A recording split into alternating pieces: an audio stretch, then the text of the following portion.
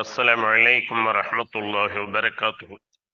பலவற்ற அருளாளனும் நகரற்ற அன்புடையனுமாகிய அல்லாஹ்வின் திருப்பெயரால் துவங்குகின்றேன். கற்றுக்கொள்வோம், கடைப்பிடிப்போம். தினமொரு தகவல் எண் 863. தலைப்பு பூமி பந்து, தொடர் 40. அன்பானவர்களே, கண்ணியத்திற்குரியவர்களே, எண்ணற்ற படைப்புகளை அல்லாஹ் படைத்து அவைகள் வாழும் இடத்தையும் அவைகள் உறங்கும் இடத்தையும் அவைகள் மடியும் இடத்தையும் அறிந்தவனாக இருக்கின்றான். அவன் படைத்த ஒவ்வொன்றும் அவனை வணங்கி கொண்டுதான் இருக்கின்றன. நாம் அறிய மாட்டோம். அவை வணங்குவதை அல்லாஹ் அறிகின்றான். அல்லாஹ் கூறுகின்றான், அலம் தர அன்னல்லாஹ யுஸப்பிஹு லஹு மன் ஃபிஸ் ஸமாவாதி வல் அர்தி வத்-தைரு ஸாஃஃபா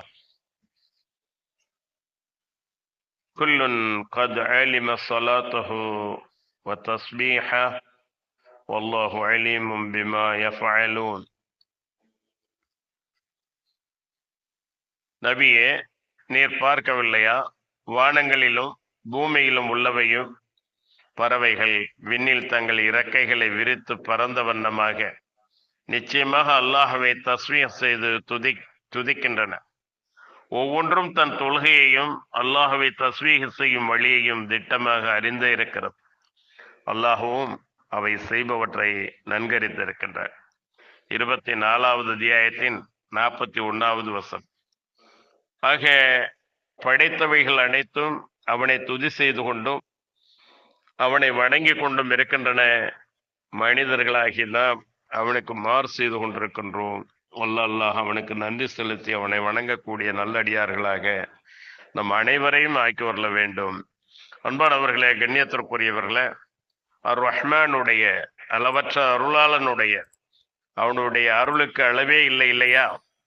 அவனுடைய அடியார்கள் யார் என்றால், இபாதுர் ரஹ்மான் இல்லதீன யம்சூன அலல் அர்லி ஹௌனம் வ இன்னா ஹாதபஹுமுல் ஜாஹிலூன கலு ஸலாமா. இன்னும் அர் ரஹ்மானுடைய அடியார்கள் யார் என்றால், அவர்கள்தான் பூமியில் பணிவுடன் நடப்பவர்கள். பூமியில் பணிவுடன் நடப்பவர்கள். மூடர்கள் அவர்களுடன் பேசி வாதாட முற்பட்டால் சலாம், சாந்தி உண்டாகட்டும் என்று சொல்லி விலகி போய்விடுவார்கள். 25வது அத்தியாயத்தின் 63வது வசனம்.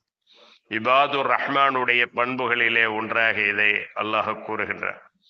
இன்னும் அந்த மறுமை வீடு சொர்க்கம் யாருக்கு கிடைக்கும் என்பதை அல்லாஹ் சொல்லும் போது, அந்த மறுமையின் வீட்டை இப்பூமியில் தங்களை பெருமைப்படுத்திக் கொள்ளாத, குழப்பத்தை உண்டாக்காத அவர்களுக்கே சொந்தமாக்கி வைப்போம். ஏனெனில் பயபக்தி உடையவர்களுக்கே மேலான முடிவு உண்டு. 28வது அத்தியாயத்தின் 83வது வசனம். அன்பானவர்களே, கண்ணியத்திற்குரியவர்களே, அல்லாஹ் சுப்ஹானஹு வ தஆலா நாம் வாழக்கூடிய இந்த பூமி, அதை சார்ந்திருக்கின்ற இதர கோள்கள், இவைகளையெல்லாம் அதற்குரிய வட்ட வரையிலே நீந்துமாறு சுற்றி சுழலுமாறு ஏற்பாடு செய்திருக்கின்றார். ஒன்றை ஒன்று மோதிவிடாமல், ஒன்றோடு ஒன்று மோதிவிடாமல் அல்லாஹ் தடுத்து கொண்டிருக்கிறான். அவன் தடுக்கவில்லை என்றால் அவையெல்லாம் சுக்கு நூறாக ஒன்றோடு ஒன்று மோதி பிரபஞ்சமே அழிந்து போய்விடும்.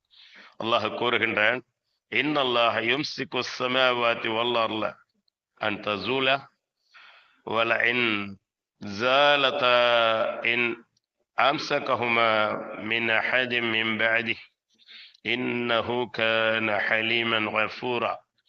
நிச்சயமாக வானங்களையும் பூமியையும்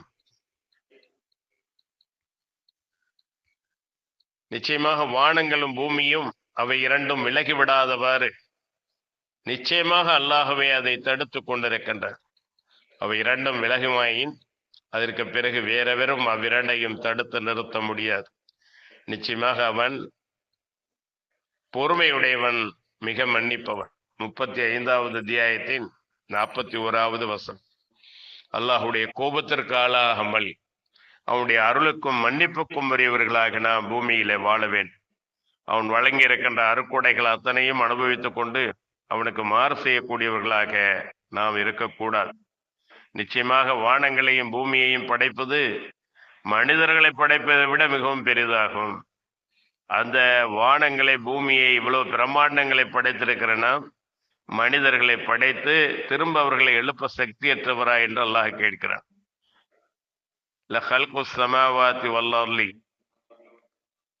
நிச்சயமாக வானங்களையும் பூமியையும் படைப்பது மனிதர்களை படைப்பதை விட மிகவும் பெரிதாகும். எனினும் மனிதர்கள் பெரும்பாலோர் அறிய மாட்டார்கள். 40வது அத்தியாயத்தின் 57வது வசனம். அன்பாடவர்களே, கண்ணியத்திற்குரியவர்களே, பிரத்யேக படைப்பாக படைக்கப்பட்டிருக்கின்றன.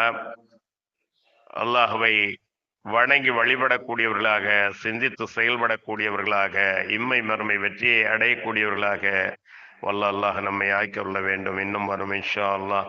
வாஹிர் தாவனா அல்ஹம்துலில்லாஹி ரப்பில் ஆலமீன். அஸ்ஸலாமு அலைக்கும் வரஹ்மத்துல்லாஹி வபரகாத்துஹு.